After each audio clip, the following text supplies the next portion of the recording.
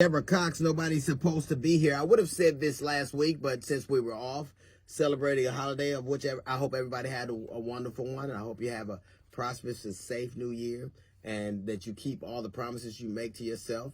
Tory Lanez shot Megan Thee Stallion. It's not controversial. It has been read out in the verdict. I don't understand why people contorted themselves in all kinds of directions at the beginning of this thing. I don't understand why a woman who was shot became the villain in this thing, but that is obviously what happened to a lot of people. But without a doubt, by proof of a jury, Tory Lanez has been found guilty on all counts. Now, when I hear some of the things that I heard, oh, well, she's trying to take down a black man. Well, isn't she a black woman?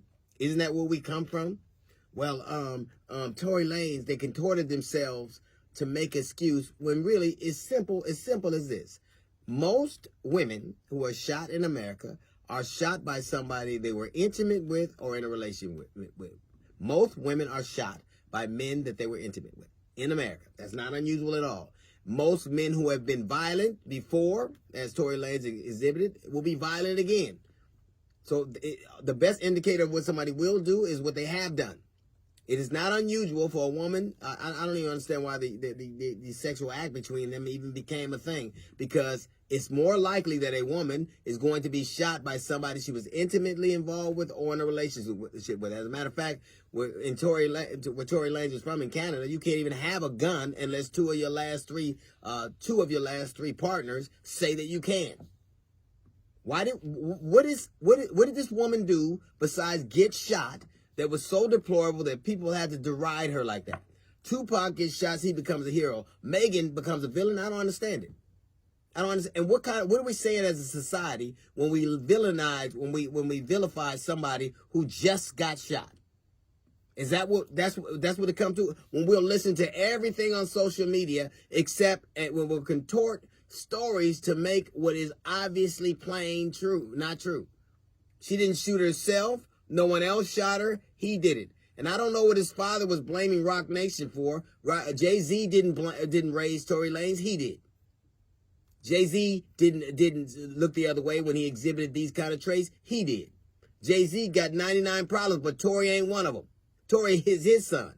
And it's interesting how society looks around, except at the very source. At the very least, it is stupid to be driving around drunk with a gun. At the very least. I'm not saying he intended to do it. I'm not saying it was malicious. I'm not saying it was on purpose. It happened. He shot her. And for her to be villainized says a lot about the people that do it.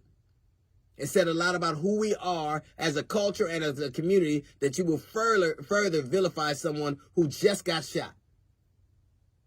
Her blood is everywhere. Doctors came out. Witnesses saw the whole thing. And these stupid-ass people on social media want to make something up. It is not unusual for a man to shoot a woman he's intimately involved with. As a matter of fact, when women get shot, it is most likely somebody that they're intimate with. That's fact. It is also factual that somebody who has been violent has a tendency to be violent again. It's also a fact that it is wrong to villainize somebody who'd already been shot.